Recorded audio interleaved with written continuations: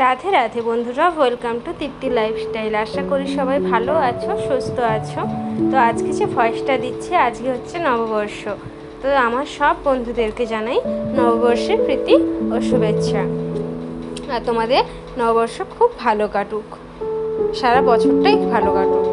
তারপরে দেখো এখানে যে সকালবেলা না ভাত বসিয়ে দিয়েছি, যেহেতু তোমাদের দাদাভাই ডিউটি যাবে, তো ভাত বসিয়ে দিয়েছি। আর ভাতটা বসিয়েই না এখানে জামা কাপড়গুলো ডোবাতে চলে এসছে।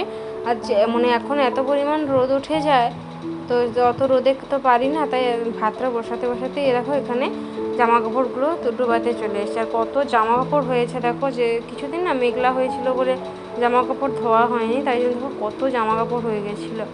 আর তারপরে দেখো এখানে ভাতটা বসানো হয়ে গেছে, জামা কাপড়টাও ডোবানো হয়ে গেছে। তারপরে দেখো সবজিগুলো এখানে কেটে নিচ্ছি। আজকে হচ্ছে ঝিঙে পোস্ত আর ডাল করব।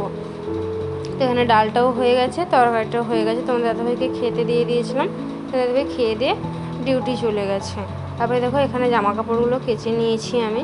কেচে না মানে কিছু জামা কাপড় হচ্ছে ছাওয়াতে মিলে দিয়েছি, কারণ ওগুলো না রোদে মিললে না রং উঠে যায়। তাই জন্য দেখো কিছু জামা কাপড় হচ্ছে যে মানে ছাওয়াতে মিলে দিয়েছি, আর তার যেগুলো হচ্ছে মানে রোদে মেলা যায় সেগুলো দেখো রোদে এখানে মিলে দিয়েছি। আর এই জ্বালানিগুলো না আমি কেটে এখন ছাদে শুকোতে দিয়েছি, যেহেতু নিচে থাকলে তো অত শুকোবে না, ছাদে থাকলে তাড়াতাড়ি শুকনো হয়ে যাবে। আর যেহেতু আর কিছুদিন পরেই বৃষ্টি নামবে, আর এখন ওয়েদারটাই এমন প্রায় বৃষ্টি হচ্ছে, তার জন্য মানে ছাদেই দিয়েছি যাতে তাড়াতাড়ি শুকনো হয়ে যায়। তারপরে দেখো এখানে উনুন ধারে চলে এসছে। আর এই রান্নাঘরটা না কিছুদিন আগে বৃষ্টিতে না ভেঙে গেছিলো, তো চারদিকটা না সেরকমভাবে ঘেরা হয়নি।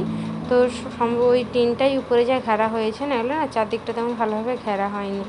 আর এই জ্বালানির বস্তাটা ছিল, ওইটা এখন পড়ে গিয়েছিলো বলে ওটা এখন তুলে দিচ্ছি।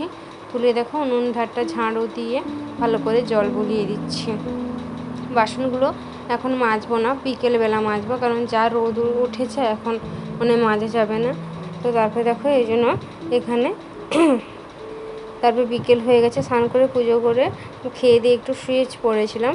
তারপরে বিকেলবেলা দেখো বাসনটা যেন চুটকি মেরে মাজা হয়ে গেল। এরকম যদি সবই কাজ হয়ে যায় না, তাহলে আর আমাদেরকে এত খাটতেই হতো না, সব চুটকি মেরেই হয়ে যেত। যাই হোক, তারপরে দেখো এখানে বিকেলবেলা হচ্ছে জামা কাপড় তুলতে চলে এসেছিলাম ছাদে। আর তারপরে দেখো আমাদের ছাদ থেকে কী সুন্দর এই গাছপালাগুলো লাগছে, যেহেতু আমাদের গ্রামে বাড়ি, তো তার জন্য হচ্ছে এখানে মানে সবুজের মানে বেশি, গাছপালাটাও খুব বেশি। এখন আমাদের বাড়িতে না কিছু সবজি লাগানো আছে, তো সে আর ওইখানে ওই কলা গাছগুলোও আমাদের, আর এই নারকেল গাছগুলোও আমাদের।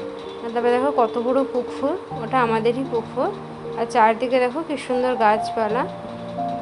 তবে ছাদ থেকে না নেমে চলে এসেছিলাম, এসে যে জামা কাপড়গুলো মানে ভালো জামা কাপড়গুলো ভালো করে পাট করে সেগুলোকে গুছিয়ে নিয়েছি, আর যেগুলো আছে সেগুলোকে এমনি রেখেছি। তারপরে দেখো এখানে সন্ধে যেহেতু হয়ে এসছে, সন্ধে দেবো, তাই ঘরটা ঝাড়ু দিয়ে দিচ্ছি। আর এখানে না মানে মানে ওই খেজুরের যে ঝাঁটা হয় না, সেগুলো দিলে ভালো হয়, কিন্তু এগুলোতেও মানে ভালো হয়, কিন্তু অতটা তো আর ভালো হয় না, কিন্তু নেই যেহেতু, তাই এই ঝাঁটাতেই কাজ চালাতে হবে।